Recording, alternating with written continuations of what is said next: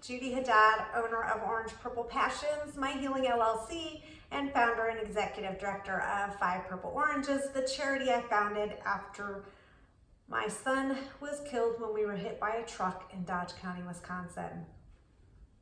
So this Motivation Monday is going to be about money again, and sort of a topic I've covered before, but I wanted to bring it up with you again because it's been on my mind a lot.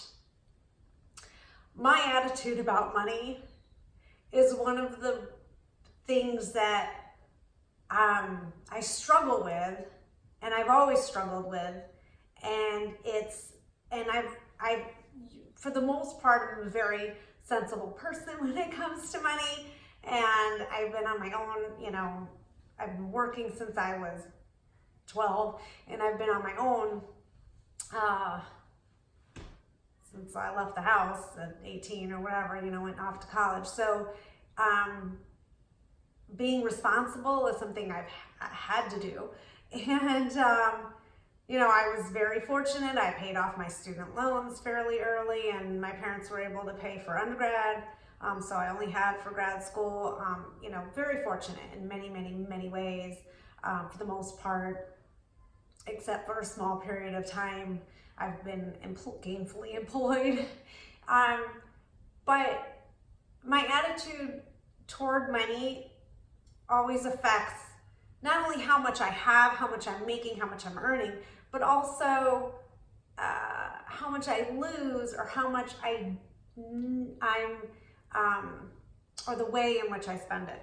So money that comes from a place of hurt, in some ways it can represent freedom, but also it represents hurt and loss. So for me, the places of hurt, the times in my life where money came from a place of hurt, I had a compensation package from one job where I was let go. I went through a divorce, and then the loss of my son. So the most meaningful and traumatic was the loss of my child. And there was a civil suit afterwards, and I'm going to separate everything. There was a civil suit concerning me, and then there was a civil suit strictly about his loss. And in the state of Wisconsin, the maximum you can get paid, for lack of a better term, is $500,000. And also, on top of that, there's lawyers' fees. So, generally speaking, lawyers take a third. And for me, in my situation, that money also came with the fact that my son's sperm donor, as I like to call him, was fighting for the money. So at that time in our life, when Alon was killed, we didn't have money for that vacation we were taking. My parents gave us that money. We had, I think, just barely gotten off of food stamps. We were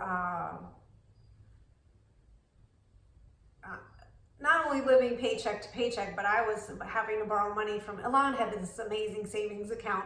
Some of it was from my parents, some of it was from my grandmother. I gave him an allowance every week. My ex-husband, his father, was not paying child support, and what he was ordered to pay was not even representative of what he was actually earning. So he was living high off the hog and not paying us a cent, but I knew I couldn't take him to court because I knew I couldn't prove what he was earning, and he would hold that money out like a carrot, and I wasn't able to pay our mortgage, and we had a very, very cheap mortgage, trust me when I tell you that. So I would have to borrow from Alon's savings account to then pay the mortgage.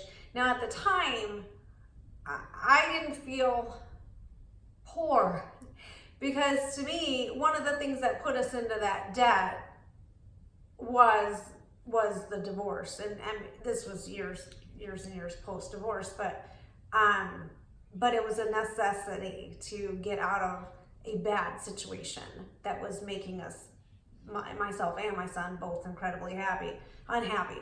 So for me, although we had that debt, we had that sort of freedom that this is just our money and we can live our lives how we choose, and there's no hostility around us all the time, and there's no anybody else draining our money to do stupid things. So there was never that sense of, oh, we're so desperate, we're struggling. I had a job, we had health insurance, I had my parents help with his school, we had financial aid with his school, we had financial aid with his cello, and I was still feeling in my mind, I'm able to provide you with whatever it is you need. I can take you skateboarding, we're still buying groceries, you know, we're not desperate. It was just, we had to be very careful. And it's one of those situations where a lot of people are now, where you know, you don't have that $400 for that emergency, new tires, and you rack up credit, which wasn't good, but that's what happens. So when I got the money that I got for the death of mom, so you can see I'm getting emotional now, it wasn't an amount that when you hear these big amounts, these big judgments that people receive for, you know, a death of a spouse, a death of a child, you know, a garbage truck hits you, what have you, you think, oh, they're going to be okay. Well, in my mind, I knew this amount wasn't enough that I'm going to be okay. But I also knew it was enough to give me a little bit of a cushion. But I couldn't bring myself to spend any of it in the beginning. And I don't know what I thought that money was going to do, but in my mind, I'm like, well, this is Alon's money. This is because he's dead. I can't spend this. This is insane. I can't spend this money. So I had that thought, but I also had that, as I mentioned, about representing freedom, I had that thought of, oh, I can go to dinner now and actually afford a tip. Like, I can do things that Alana and I can't do. I can fix the house the way we always wanted to do. I can buy the kind of car he always wanted to buy. There were things I was able to do, but it was so tied into that guilt as well that, again, you do something stupid. So when you get money that comes from a place of hurt, that is money that can represent freedom, but it represents hurt and loss. So you push it away or do something that makes no sense, so you eventually lose it. So in that sense of freedom, well, now I can travel and I can buy this and I can do that, and all these things that I wasn't able to do before, wasn't able to afford,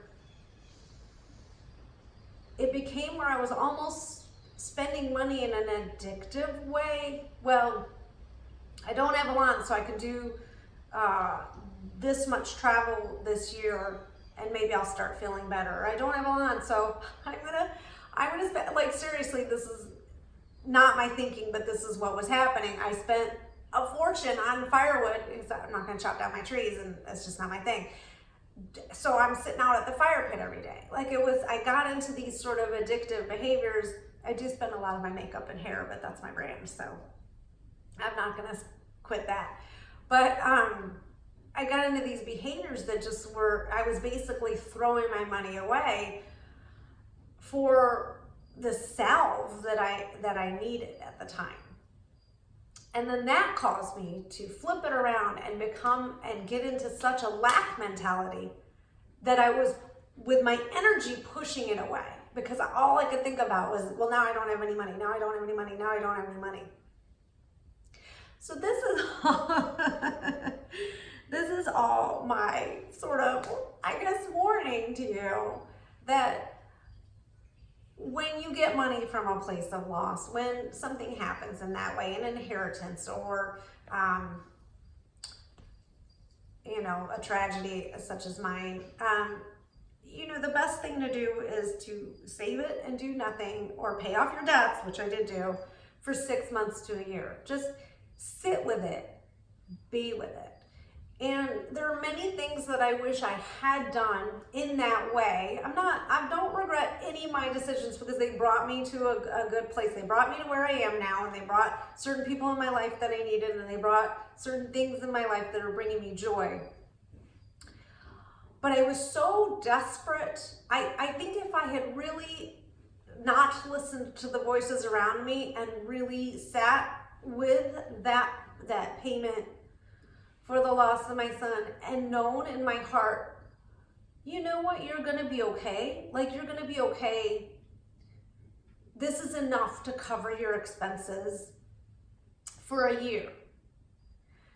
Take some time and get a life and figure out what it is you need to be doing. And I honestly wish I had done that. If I had sat with that money, there are things I would have done anyway. I needed a car. I needed to work on the house. There were those things I would have done. I might not have put in such a giant patio, but I love my patio. It's brought me joy. I might have traveled less for work and might have traveled more for pleasure.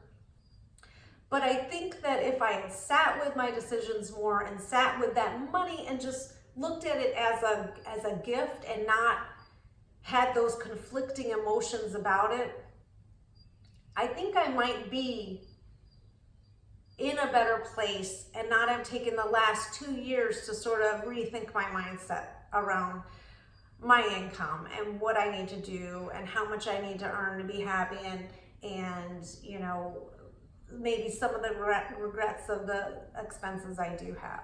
And I'm now just coming to terms with all of that and recognizing that the money does truly represent a freedom, and that I truly don't, at this point in my time, I truly do not have to worry about I'm going to be out on the street within 6 months to the year. That part of me is lifted. That worry that many of us have had, and believe me, had many times, that part is no longer existent in my that I no longer carry that anxiety with me.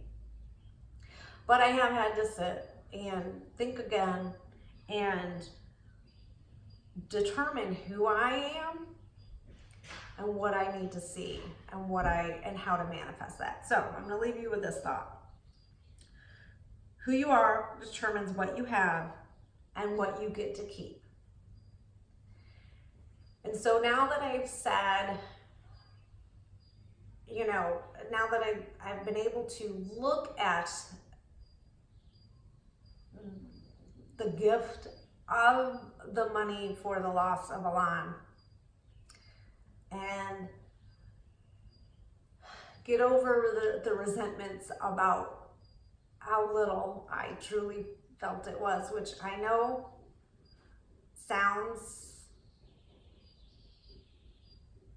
I know how that sounds,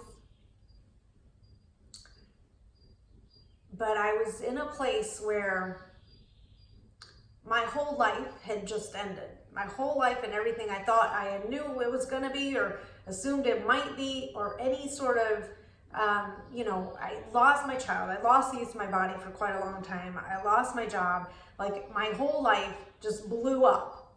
And I really wanted to think to myself, you need a cushion where you literally don't have to worry for whatever the period of time is that you think you need. 3 years, let's say. And I honestly don't feel that I had that. Well, partially because I had to fight for the money in the first place, and partially because I had so much going on with the criminal case and trying to figure out how to actually start earning a living again, that I had a lot of resentment towards that judgment that week of the money, and a lot of resentment towards the state of Wisconsin for limiting what you can get for the death of a child. I understand how this sounds, but I'm telling you that's where I was. So now I'm in a place where I'm actually looking at my life completely differently, and I'm looking at my money that I earn and money that I received through this tragedy as a gift. And I'm going to be more mindful about the way I spend it, but also not beat myself up if I want that new makeup or if I want to take a trip to see friends. And I'm going to not live in a lack mentality and not constantly worry, like I had to before, but understand that I do need to put something out there in order to receive in return. So I hope all this makes sense to you. If you want more information about what I'm talking about with the loss of my son and the judgments and the civil case and the criminal case, all of that is in my Hit by a Truck series on this channel. So feel free to check all those out. They're in a playlist called Hit by a Truck, and they're in more or less chronological order. Thanks for watching.